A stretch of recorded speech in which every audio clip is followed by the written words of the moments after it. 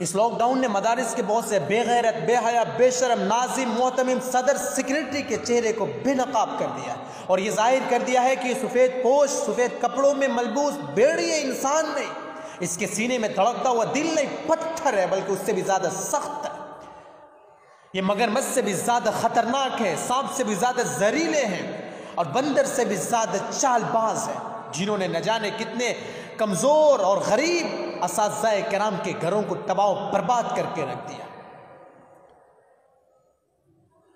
बगैर समझे, बगैर बूझे ये ऐलान जारी कर दिया, ये फैसला सुना दिया गया कि असातिज़ाए किराम को लॉकडाउन के अय्याम के तनख्वाह नहीं दिए जाएंगे और बहुत सारे इदारों के अंदर तो बगैर इत्तला दिए हुए सारे असातिज़ाए किराम को खारिज कर दिया गया, निकाल दिया गया। और कुछ इदारों के अंदर जीनियस, बासलाहियत, काबिल असातिज़ाए किराम को यह कह दिया गया है कि हम आपके सैलरी को बर्दाश्त नहीं कर पाएंगे, हम आपकी तनख्वाह दे नहीं पाएंगे, आप चले जाइए यहाँ से, जब हमें आपकी ज़रूरत होगी हम आपको बुला लेंगे।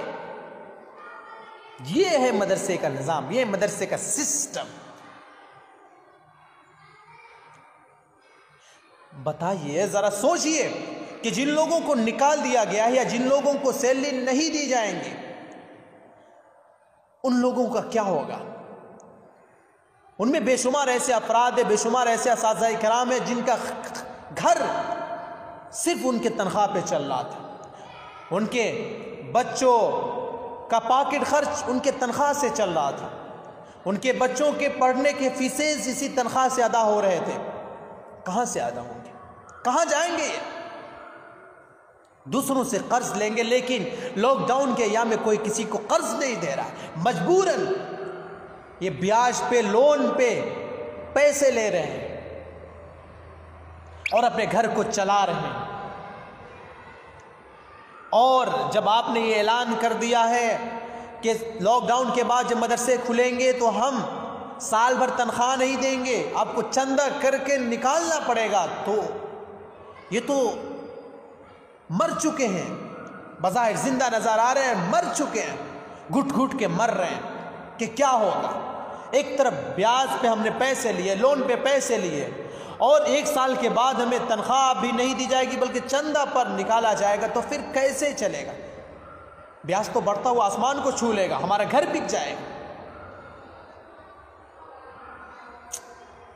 इस तरह निज़ाम चल रहा है मदरसे के। अरे सरकारी शोबों के अंदर, प्राइवेट सेक्टरों के अंदर भी लॉकडाउन के अय्याम की सैलरी दिए जा रहे हैं, उनके वर्करों, उनके लेबरर्स, उनके स्टाफ्स, उनके मैनेजर्स के सैलरी जारी है, उनको भी तनख्वाहें दी जा रही है। तो फिर यहाँ क्यों नहीं, यहाँ क्यों नहीं दी जा रही? लेकिन ये सब के लिए नहीं है, ये नाज़िम, मोहतमिम, सदर सेक्रेटरी के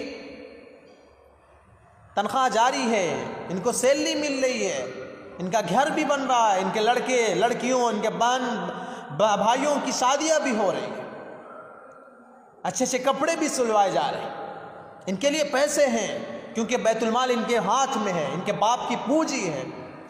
लेकिन ये कमज़ोर और गरीब मुदर्रिसीन घुट घुट कर मर रहे हैं, कर्ज लेने पर, वो भी लोन पे पैसे लेने पर मजबूर हो रहे हैं। अफसोस है इस सिस्टम पर, इस निज़ाम पर, रोना आता है। कब ये सिस्टम बदलेगा, कब ये निज़ाम बदलेगा? इन चंद लोगों ने, चंद अफराद ने कौम के माइंड को हैक कर लिया, जो न सोचती है, न इनके मंसूबा बंदियों के ऊपर गौर व फिक्र करती है, जो कौम न इनसे सवाल करती है कि ऐसा क्यों कर रहे। चंद मिनट के अंदर फैसला ले लिया और बाहर निकाल दिया। कभी सोचा है कि उनके घर, उनके बाल बच्चे कहां जाएंगे? फुटपाथ पे आ जाएंगे, दूसरों के सामने दर हाथ फैलाने के और दूसरों के सामने एक एक रुपया, एक एक पैसा और खाने पीने के लाले पड़ जाएंगे। जरा सोचा होता, लेकिन ऐसा नहीं करेंगे।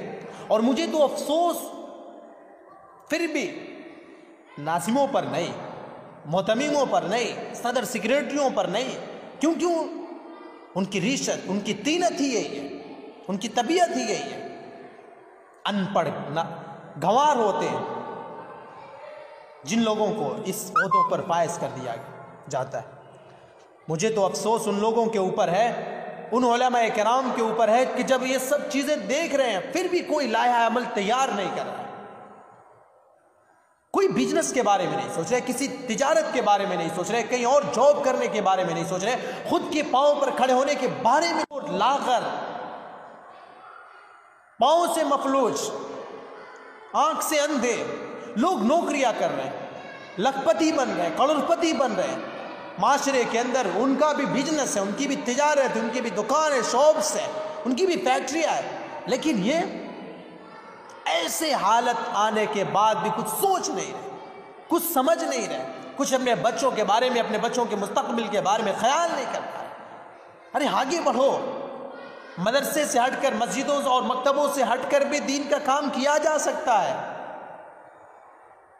वहां भी इस्लाम की नशो इशाअत हो सकती है।